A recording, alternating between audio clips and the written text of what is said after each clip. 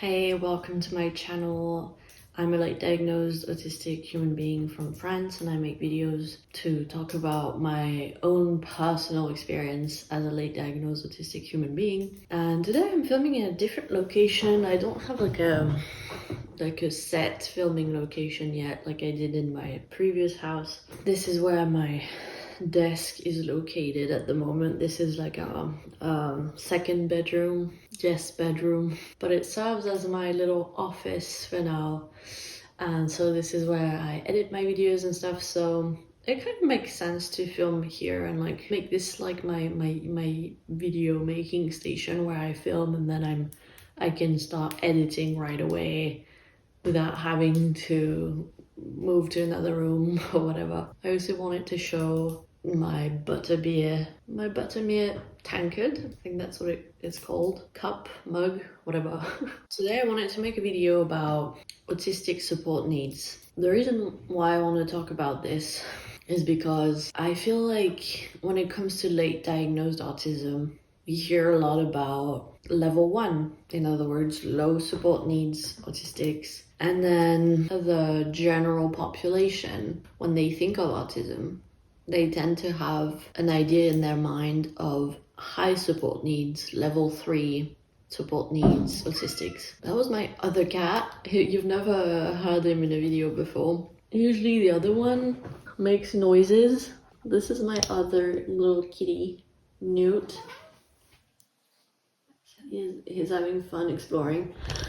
But yeah, usually the general public, when they think of autism, they think of very high support needs, level 3 autistics.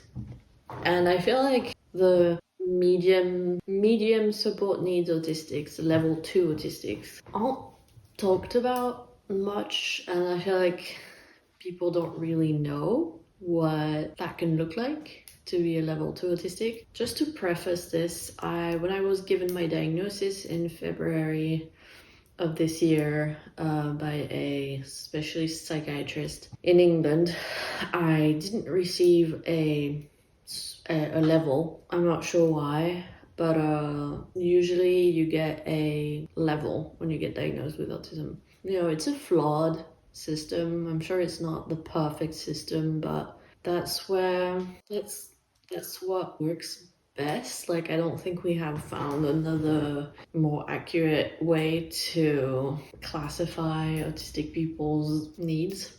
So there's three levels. Level 1 is low support needs.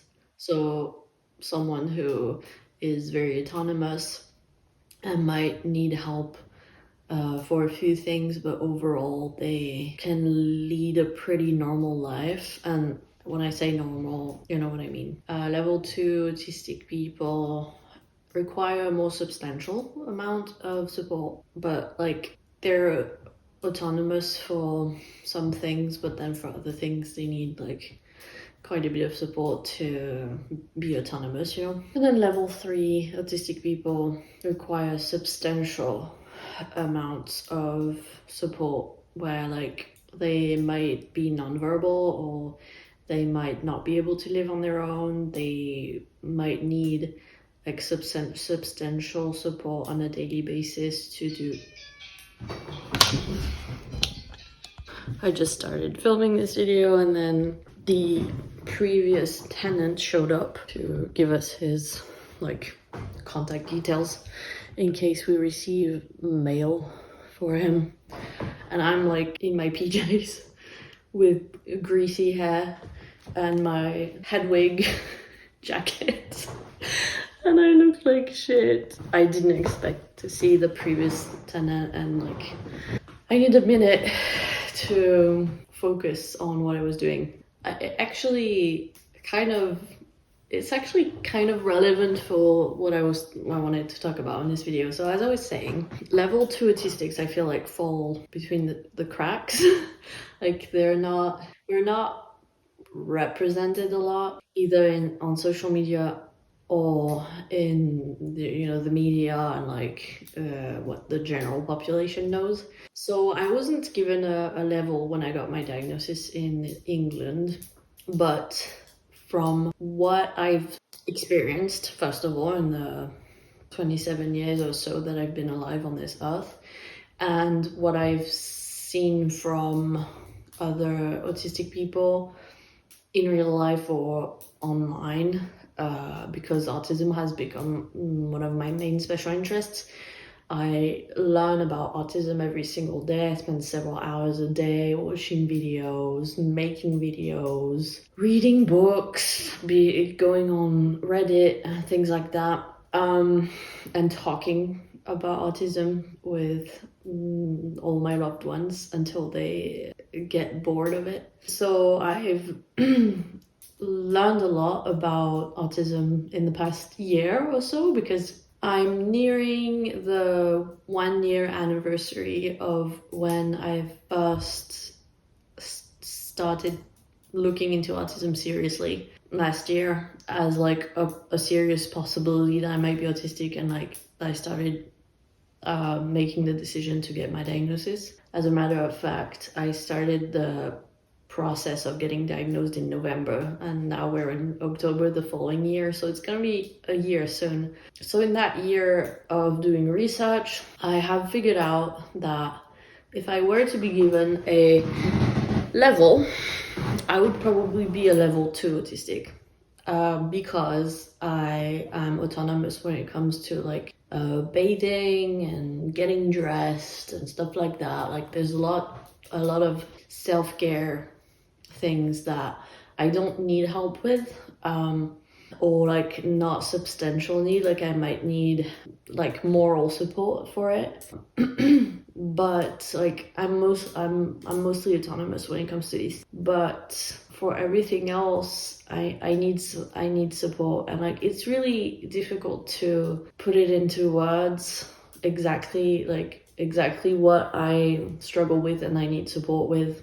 It's not something that I've spent a lot of time thinking about, but since I'm about to apply for the MDPH, which is basically the French equivalent of PIP if you live in the UK, the whole idea behind it is that you explain your support needs and then you get support for those needs based on, because of a disability or anything else like that. They ask you like in different areas of life how much support you need with things. I know that I wouldn't be able to live on my own, I don't think, because there are a lot of things in life that I can't do without my partner's support. Well, first of all, the most obvious one that I've mentioned in a lot of my videos is that I can't hold a job, or even honestly, like I have been hired for jobs, like small jobs in the past, but I can't keep them. So what I end up doing is like freelance things, but that's not enough money to be able to pay the rent or bills or anything like that. So I rely on my partner financially. And of course, if I were to live on my own, I would receive financial help from the government, but we all know those can be kind of not enough. There's a lot of people in France, where I live, who get financial help from the government, but it's not enough for them to survive. So that's that. So that's the main thing. And anything that requires any amount of socializing, unless it's not like in-person contact, unless it's like by email, maybe even by phone to some extent, like when I'm in a good place and I have enough energy and I have enough spoons and stuff, I can make pretty efficient phone calls, but they do take a lot out of me. But like I can handle that as long as it's like not direct human interaction. But as soon as it becomes a thing where I have to interact with someone in person directly, it's very difficult for me without my partner. First of all, from like an anxiety point of view, I get like so anxious from having to meet people in person that whenever, for example, I get hired as a cat sitter, because that's one of the freelance things I've been able to keep doing over the years, because it requires minimal social interactions and it's something to do with animals, and it's it's perfect for me. But the one thing I struggle with a lot is that initial social interaction at the beginning when you first meet the cat's owners, the cat's parents, I should say, because I don't like the idea of like owning an animal. But even that, 80 if not 90% of the time, even if at first I'm like, no, it's okay, I got this, on the day of, I end up begging my partner to come with me because I'm just so scared. I'm just so nervous about the social interaction. So even for like small jobs like that that are more suited to my needs, I still need support from someone else, you know? And then after that, I'm good. Like when that initial social interaction is done, and like I just need to go visit the cat, like when I know I'm not going to see anyone, because the whole point of cat sitting is that the cat's parents are away during that time. So then I don't need help from my partner anymore. But that initial like, and that's just very representative of everything in my life. Like I'm 27 and I can't, it's not that I can't, I always can, but like it's, if I do something on my own, like even like go to a doctor's appointment, technically I can do it, but I'm gonna be thinking about it every single day and stressing about it every single day, weeks in advance. And then the last few days will be even worse. And then on the day of, I'll be just sick with anxiety and just, I'll feel like awful until the appointment is over. And that day when I have the appointment, I can't do anything else, and then it takes me a few days to recover. So I can do it on my own, but it just takes so much out of me that is just not worth it. And if I go with my partner, on the other hand, I'll still be very anxious, but he's like a support person, you know, a comforting presence who can help ground me. And like just when I have to interact with someone I don't know, I can do it more easily if he's with me. He's just, his presence reassures me. I said technically I can do these things. It just takes a lot out of me, but I forgot to take into account all the times that I had appointments and things like that, and I had no other choice but to go on my own because my partner couldn't be there, and I ended up canceling said appointments. So it's definitely not a case of like I can always do it on my own. It's just better to have my partner. Like, no, most of the time I'll end up canceling if I have to go on my own, and then some other times I'll go on my own, but it takes a lot out of me. So yeah, I thought it was important to specify that. So that's why like I rarely do things on my own. Like I rarely even like going to the vet. We always make sure we can go together. People must think that we're very like close knit, which we are definitely. We're very, very close. We spend every single day of our lives together because my partner works from home. Like it's been almost 9 years and we haven't grown tired of each other. So we are very close, but that's not the main reason why we always go together to like appointments and stuff. It's very much because like he can handle these things on his own. Like of course he prefers to have someone with him, but he can do it. Whereas for me it's not just that I prefer, it's like that I need him to be there. It feels embarrassing.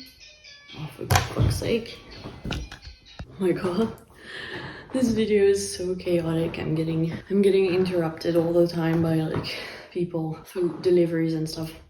That's another thing that I was talking about, is how like I struggle with like basic social interactions. When someone rings have like an interphone, is that what it's called in English? At the gate, where people can like, you know, press a button and it starts ringing inside the house. Usually like you pick up the phone basically and speak to them. I can't do that, like that's too much stress. So instead of picking up the phone, I let it ring and I just press the button to open the gate. So that signals to them that I've heard them and I'm coming. without me having to talk. As I was saying, I need my partner to come with me when I have to go to an appointment or anything like that. And it's embarrassing as a 27-year-old, especially before I got my diagnosis. I really felt like a burden and like a child. I feel like I've been feeling infantilized a lot by the way society looks at me and the way that I live my life. And I felt like a burden because my partner has to, like, he's lucky to have a very flexible job working from home where he can easily say like, hey, I need to go for a couple hours, I'll be back and stuff. And like, he doesn't actually need to take time off work unless it's like a whole day or a whole half a day. But like most of the time, you know, he doesn't need to do that. And so that's good, but I still feel guilty that I have to take him away from his work, you know, just so that I can go to an appointment or something. Also, like, when it comes to administrative stuff and making phone calls and like handling like basic things around the house, like I don't know how to explain it, but like I don't have practical skills. And you could say like, oh, but you can learn these skills, you know, but I genuinely feel like I just don't have that kind of intelligence, if that makes sense. Like, I don't like how that sounds. I present as a female. It's almost like I'm implying, oh, I'm not, you know, I don't have practical skills because I'm a woman. And like, I let my man do that kind of thing, but like, it doesn't feel like that. It doesn't feel like it's a gender thing because I don't have like a strong experience of gender, as I mentioned in previous videos. It's very much like, it very much feels like it's part of my disability. Just like, for example, another aspect of my disability that means that I need someone with me when I leave the house is that I have very poor navigation skills. Even with Google Maps, I can get lost pretty easily. In general, I don't have, like, my brain struggles with spatial stuff. Like, I'm pretty good with time. I don't have ADHD, I don't have time blindness. I'm pretty good with time. Space, though, if I go one way and then I turn around and I go the other way, I'm completely clueless where I am. Like, I can't just be like, oh yeah, I'm just going back the way I came. Like, I can get lost doing that, and like, it's just not easy for me to navigate at all. And like, if you add on top of that the stress of knowing that I'll have to have a social interaction with a stranger later on that day, that added stress makes me have even less navigation skills than I already have. And it's the same thing with like technology and electrical items and stuff. Like, once my partner explains it to me, like I get it and then I can do it, no problem. But like, I couldn't figure it out on my own in the first place. And there's lots of things like that I would, like, if I lived on my own, I would really struggle. I would need people to do it for me. Also, like, when I don't have a lot of energy or spoons or executive functioning skills, when I'm in burnout, it can be tough for me to make food for myself and keep the house clean. That's another area where I need support, sometimes substantial support, which is why like support needs are flawed, because we don't have the same amount of support needs throughout our lives. Sometimes when we're doing better, we might need low support needs, and then when we're an autistic burnout, for example, like someone might go from level 2 to level 3 suddenly, you know, like it fluctuates. So having like a set support need level is kind of unrealistic because your life circumstances can change and stuff. But yeah, like there are days where the only reason I'm eating is because my partner is making food for us, or he's paying for takeout. And like, if we didn't live together, I probably wouldn't have enough money for takeout. So like, I'm like, what would I even eat on those days? I don't know. When it comes to like social interactions, I had an experience yesterday that really emphasized how disabled I am when it comes to social interactions and the necessity of having someone with me. By the way, I didn't specify that, but my partner has lower support needs than I do, which is nice in the sense that he can handle things that I can't handle, but also sometimes like it can be pretty isolating when I struggle so much more than he does, and I'm like, man, you're so lucky. Like, also another aspect of that is masking. He's a lot better at masking than I am. He can successfully pass as a neurotypical, whereas I can't. So like sometimes I'm like almost jealous, you know? I'm like, I wish I had like your level of support needs, you know what I mean? Because he could very much like live on his own. He works full time. He is able to have social interactions and make friends and stuff. It doesn't mean that he doesn't struggle with these things, but at least he's able to do them, whereas I'm not. So like I need him with me in social interactions because he'll get stressed by them just as much as I do, but he will be able to handle them better than I can. And a good example of that is yesterday we had to go to a solicitor to get a document signed, a document from the UK regarding our deposit. So the document was in English, and I contacted that solicitor by email, and we talked and stuff, and then I made an appointment over the phone, which I was really proud about because I really handled it well. And then we went to the appointment yesterday, and so my partner came with me. It didn't go super well, and part of it is because of my autism. The things that I'm going to talk about, I can talk about them because my partner gives me feedback. Otherwise, I would have no idea. So apparently, the thing I do is, well, first of all, I don't have I'm not very expressive with my face. So people don't know too much what I'm about. People who don't know me, and my voice tone isn't very expressive either. So like I often come across as entitled or rude or arrogant, which is common for autistic people. That's why for a lot of my life, people didn't seem to like me, and I struggled to make friends, is because that's the impression that I give people. There's that. Also, I struggle with eye contact, so neurotypicals immediately assume that I'm not being honest or something because I don't look them in the eye a lot. And so apparently I came in the office and started taking out the paper and like getting straight into it right away. And my partner has like a better understanding of neurotypicals than I do, which probably explains why he's better at masking than I am. And he was like, so usually you would do a little bit of small talk, I guess is what he meant, before getting straight into it. In my head, I was like, well, we're here for a reason. So why would I'm focused on the task.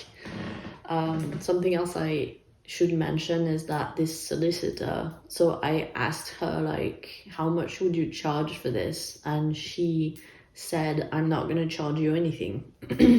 And so I was like, oh, thank you very much and stuff. But I was willing to pay for the service, all right? And this is an important piece of information. So she offered to do it for free. So we show up, I take the stuff out, I start explaining it in a very blunt way, also like with the stress and the anxiety and stuff, like I try and stay focused on the task at hand.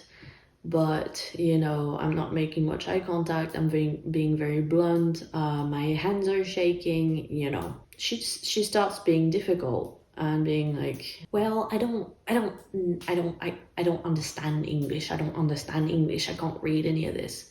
And so then I start getting frustrated because I tell her like, well, I was very clear in my email that the document is in English. And I thought like, why would you tell us to come if you can't do it? Like, this is such a waste of time and energy. And then she was like, well, and I told you by email that I can only, oh yeah, because I told her like, you have to sign the document. And honestly, we had only read that document half an hour before we left, because we had to generate the PDF on the website and just, so we weren't very familiar with the document. And at the time when I talked to her by email, I had like just a rough idea of what she was supposed to do, but I didn't know for sure. And so when we got there, I was like, so it says you have to sign and we have to sign and stuff. And she was like, I can't sign a document in English because I can't read English. So I was like, why are you making such a big deal out of this if it's just a question of translation? So my partner took out his phone and like used Google Translation and stuff. But she was already starting to behave in a bit of a difficult way, even though like there was a simple solution for it. And I was already starting to get a little frustrated. I was like, well, I told you it was going to be in English, like, and she was like, well, I told you I can only attest that you like certify that you signed, but like I can't sign, like that was a whole thing. Anyways, and I don't handle conflict all that well. I tend to become very defensive, and I don't like it when people are not being honest, or they're not, like when they say they're gonna do something and then they don't. To me, like if you say that you're gonna do something and you don't do it, that's being dishonest, and I don't like that. I'm also very factual. Like I'm always looking for the truth of the matter, and that's often misinterpreted as me questioning the person's authority or knowledge. And that's something I found out when I did research about autism. I had no idea about that before, but that explains a lot of interactions I've had with people in the past, and their attitude towards me, where I felt like I was just pointing out something obvious, and they just reacted in a very defensive way. And so I got very defensive, she got very defensive, and she started saying big things about how like, and I'm assuming she's neurotypical. She was saying big things about how like she had to swear before the court when she got her diploma or whatever, like a lot of what seemed to me like useless information. And then afterwards my partner was like, oh, but she was totally defending herself and putting herself in a position of authority and superiority to us because she felt like we questioned her. And so she was like trying to remind us that she was the boss, like she was above us basically.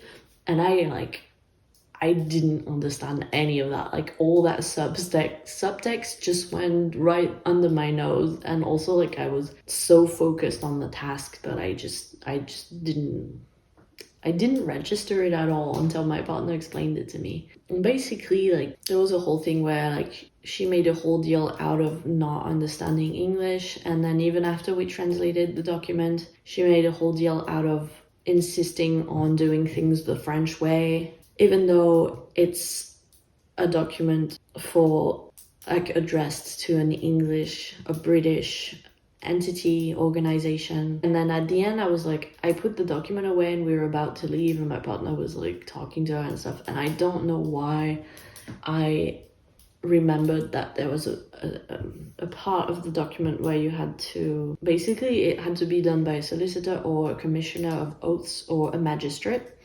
and you had to delete what wasn't applicable. So because she's like the French equivalent of a solicitor, I was like, oh, just quickly, like you have to strike through like magistrate and commissioner of oaths. And then she started going into a whole thing of like, no, because I'm not exactly the equivalent of a solicitor. And I'm like, yes you are, because like a solicitor in the UK is a notaire in French. Like and I was debating with her, and I was stuck on that, trying to be like, but like in the context of this, between those three choices, this is what you are, a solicitor. So why did, and she just deleted every option and wrote notary next to it. And I was like, why did I say anything? Because now the document is not going to be valid because she had to choose one of these three options. But she made a whole deal about like how solicitors in France are not exactly the same as solicitors in English.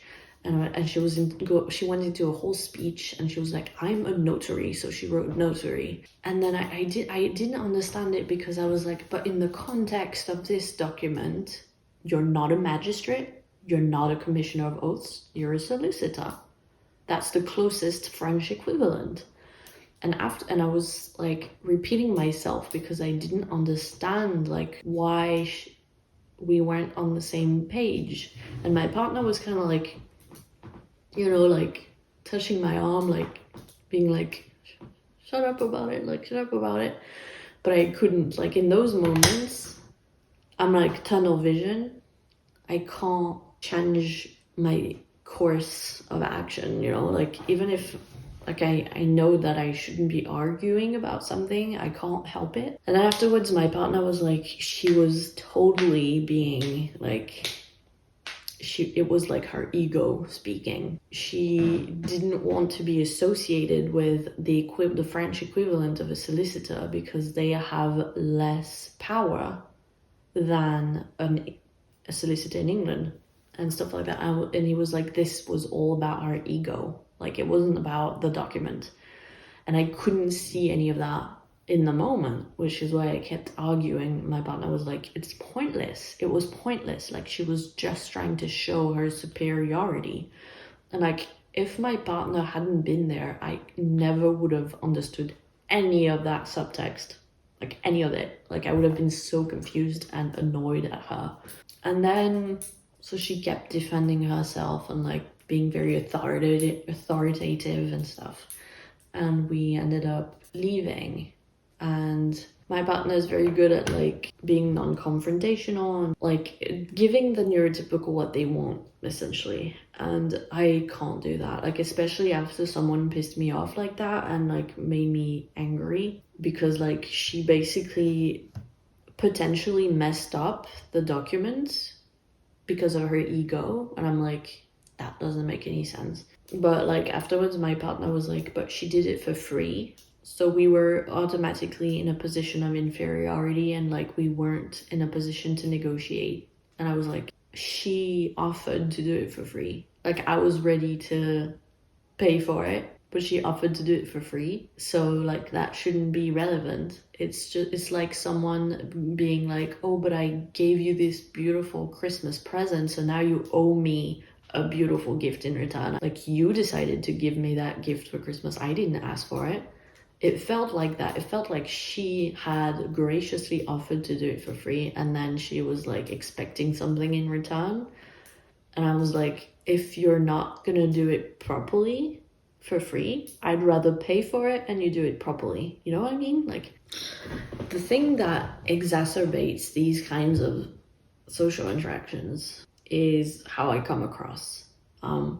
And that's also why I need my partner with me. Well, first of all, like I never would have been able to like finish that interaction. Like basically like when someone pisses me off and like we have a confrontation, I just want to storm out and like never speak to them again, which isn't very proper, you know, or polite or whatever. My emotions get so like, it took me a few hours to recover after that yesterday. I was just so overwhelmed with all these emotions, the anxiety, the anger, the frustration, the incomprehension, like just the confusion. So in those moments, like I can't handle anything. And so my partner is usually the one doing the small talk to like close the interaction, being like, oh, thank you very much, and blah, blah, blah. I'm like, it's not that I'm not grateful. It's just that in those moments, I can't remember to say anything proper. Like, I mentioned in the past that I struggle with greetings. I really struggle to say hello and goodbye and like thank you and things like that. Not because I'm rude, but because it's just not natural for me as an autistic person, and it feels so icky to say these things. So with family members, I'll either avoid it altogether or just say it in a funny, silly kind of way, which makes it more bearable for me. But like in those circumstances, I completely forget about anything formal, all the greetings and stuff, and I just want to storm out of that office like a child and just... So my partner is the one being like, oh, thank you very much for your time, blah blah blah, and then I basically only had the strength to like barely look her in the eyes while I shook her hand, and she was very like basically like sending us away, you know, like I've had enough with you kind of way. And like the expression on her face when she shook our hand was so fake, you know, like it was a fake smile, like she hated us, you know.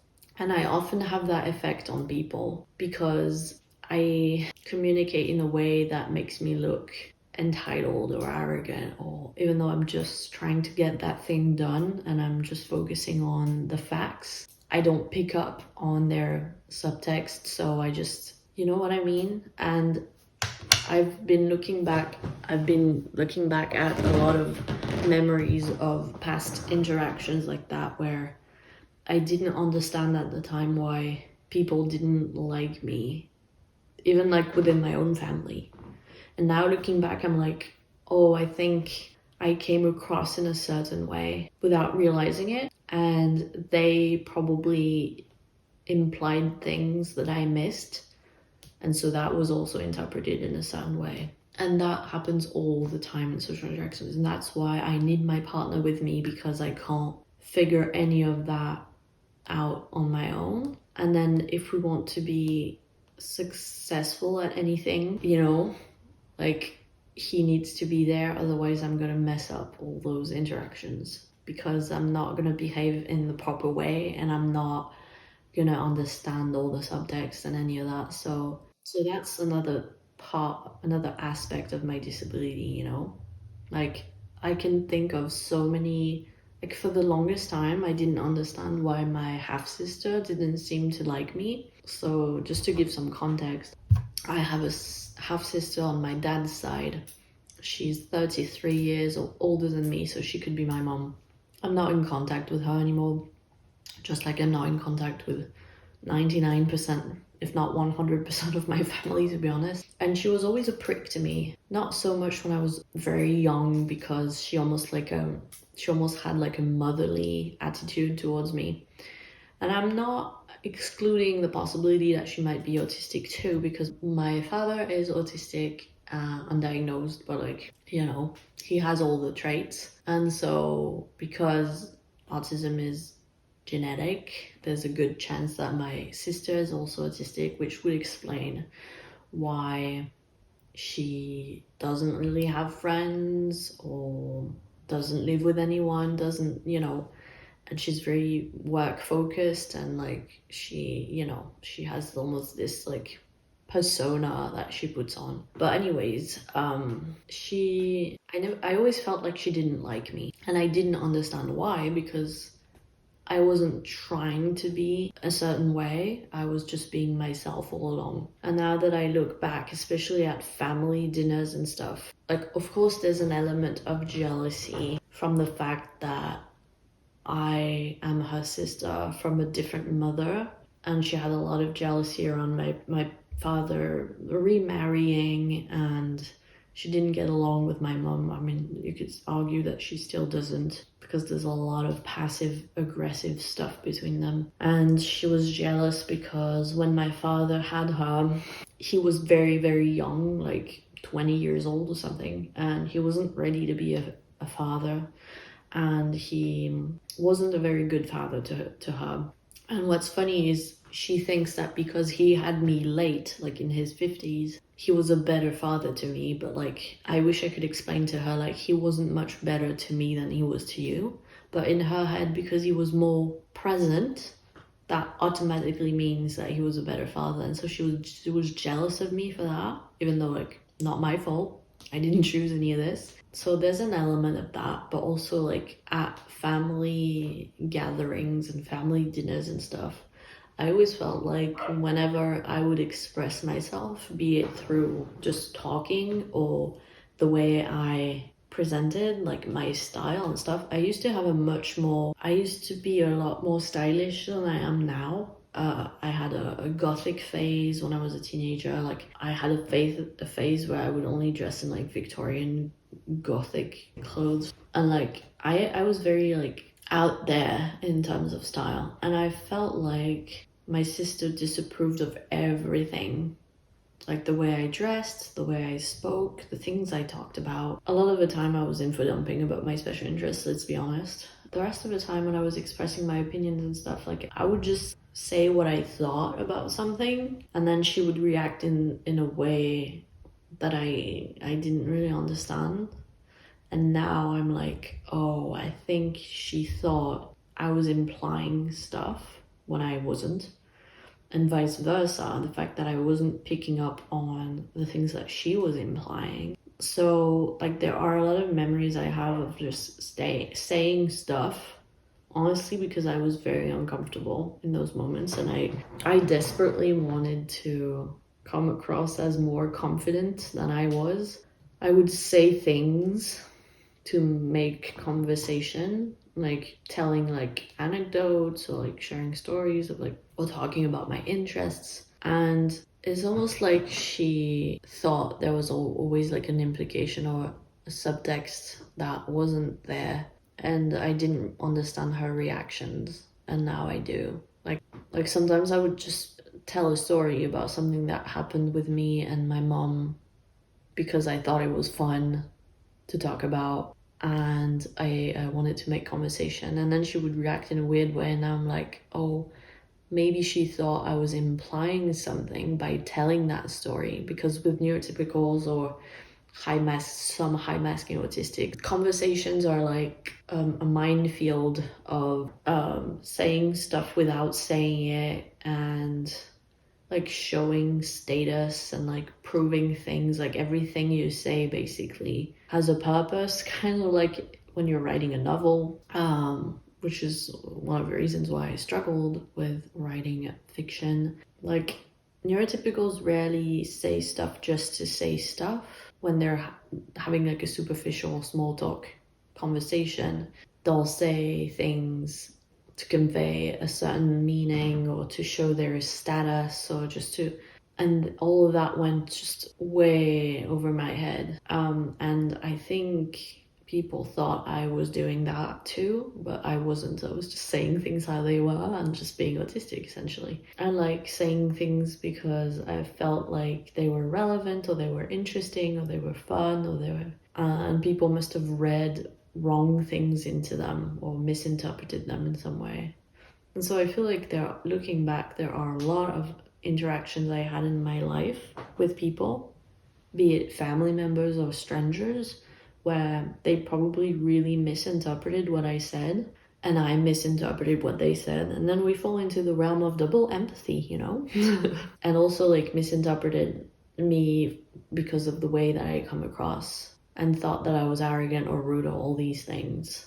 And so that's why they seemed to not like me very much, and I couldn't figure out why. So for all of these reasons that I mentioned, I need my partner with me when I socialize. It's so difficult for me.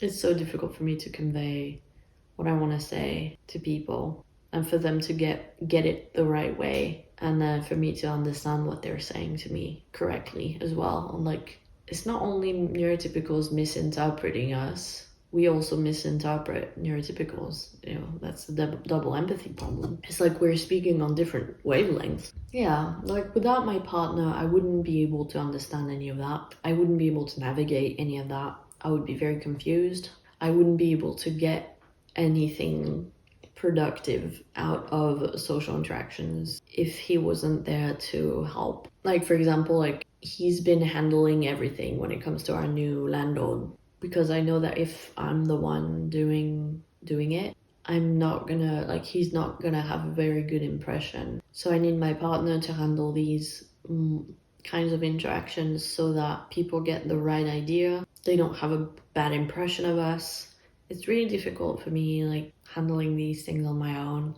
And even like basic things like when I'm talking to a delivery person or like the previous tenant who showed up earlier, like I can see the way they look at me. And well, it's probably partly due to the fact that I have greasy hair and I'm in my PJs, but even when I'm not dressed like that, even when I'm dressed properly, I can see them like, it's almost like I describe it as it's like their face is a question mark, but not in the sense that I can't, well, might be partly due to the fact that maybe I can't read their facial expressions very well, but also like I can see that they're trying to figure me out.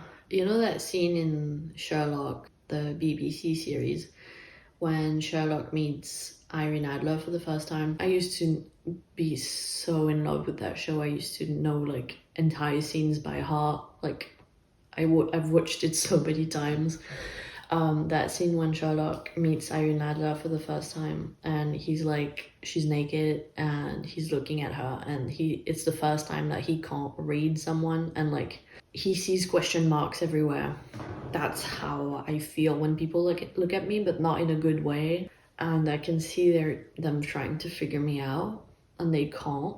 And it's really frustrating because I don't have that ability to just put on a neurotypical mask and blend in, have successful social interactions and be able to seem like a proper adult and keep a job and all that stuff. Recently, my partner told me like it's really unfair how disabled you are, in the sense that when I start talking to people, they immediately warm up to me and like get a good impression of me, whereas when you start talking to people, they don't warm up to you like they warm up to me. And like no matter what you do, that's where he was like saying how I am a lot more disabled than he is in that sense, and how I'm a lot more discriminated against because of that, like that first gut reaction that people have when they first start interacting with me. Like within seconds, they'll immediately have like a smile on their face when they're talking to my partner. When they're talking to me, they'll have that exclamation mark expression that I was talking about earlier. Basically everything I talked about in this video is the reason why I identify as a level 2 support needs autistic, because I feel like most low support need autistics would be able to, like, I'm not saying they wouldn't struggle with any of this, but they would still be able to do it somewhat effectively and be able to pass relatively well as a neurotypical. Because usually, like, maybe I'm wrong, but I feel like usually low support needs, level 1 autistics are usually the more high masking autistics, and like those who are able to hide their autism the most. And so because I'm not able to do that as much, that automatically means that I don't get by in society as well.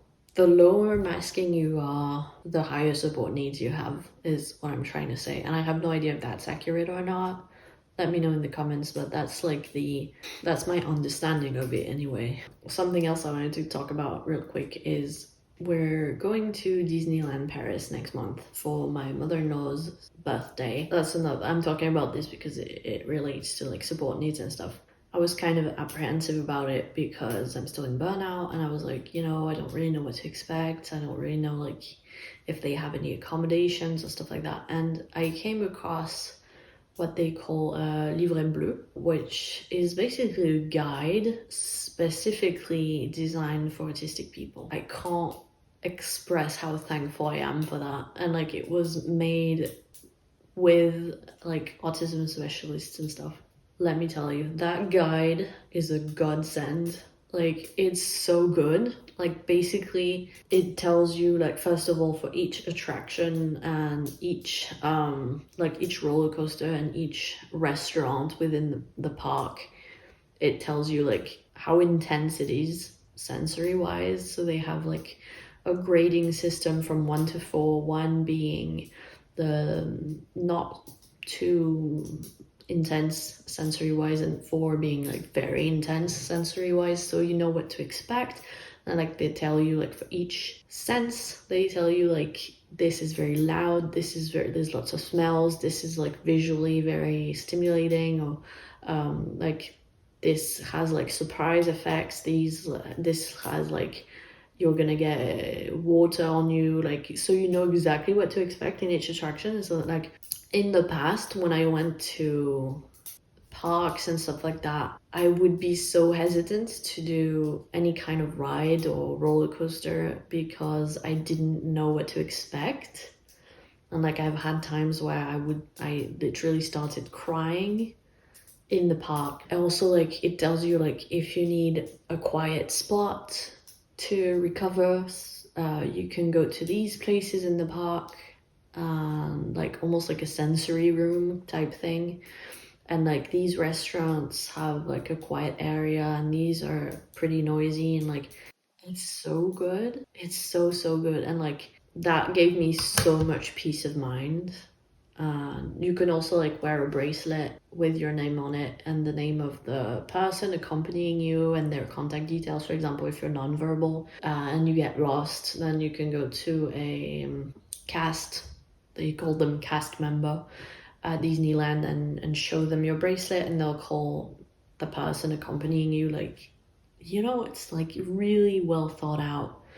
And I don't have I think it's called priority card. I don't have that yet, unfortunately, because I haven't had the time to apply to the MDPH to be recognized as to be officially recognized as a disabled adult. But I'm gonna do that in the next few weeks. But if I had that card, I would have even more accommodations, like being able to get priority access, because like honestly, one of the worst things in those parks are like when you have to wait in line for sometimes hours. It's so overwhelming, overstimulating, stressful, tiring. Like, so if I had that card, it would be even better. But even without the card, I thought it was so amazing and so accommodating to do something like that. For someone with higher support needs like me, it feels so comforting to be accommodated like that. I don't know, I felt so seen, you know? Like, I'm gonna print that out, I'm gonna have it on my phone, I'm gonna be wearing my lanyard, my sunflower lanyard, with my badge that says that I have an invisible disability, and I'm gonna be wearing my loops, I'm gonna be bringing my headphones, I'm gonna be bringing stim toys, I'm gonna be bringing my sunglasses. I'm gonna be so prepared, and like if I get overwhelmed, like I know exactly where to go to find some quiet. Something else they do, which is really cool, is they include in that guide how to basically exit any ride in the park, like how easy it is to exit the ride. For example, if you become overwhelmed all of a sudden and you get a panic attack, you get a meltdown, like how quickly can you evacuate, basically, which I thought was really cool as well, because sometimes I get very claustrophobic with these types of things where I'm like, if I get, especially if you don't know what to expect, I'm like hesitant to go in there because I'm like, I don't know how overwhelming and stimulating it's gonna be, and then if it doesn't go well, I don't know if I can like evacuate, and that creates an added stress. So going into the ride being like, okay, this is how you evacuate in case you need to, it's very, very reassuring. I feel like my needs are being accommodated, and that's very comforting. So I love that. So I'm gonna stop that video now because I feel like it's getting pretty long, but I just wanted to talk about support needs and how like I feel like people with like medium support needs are often forgotten, and I don't see a lot of content creators who are like level 2 support needs. I know Dana is level 2. I don't know of any other level 2 autistic content creators that I follow. I think they're all level 1, and like level 3 autistic people are not represented online at all. That needs to change as well. Like they need to have a voice as well. So yeah, just wanted to talk about that and how like my disability affects me on a daily basis, I guess, in ways that don't necessarily come across in my videos because it's just me talking to my phone. So you don't see me like on a daily basis. I have a Ko-fi page in case you'd like to support my channel monetarily. Thank you for watching, liking, sharing, commenting, and subscribing. I'll see you in my next video. Bye!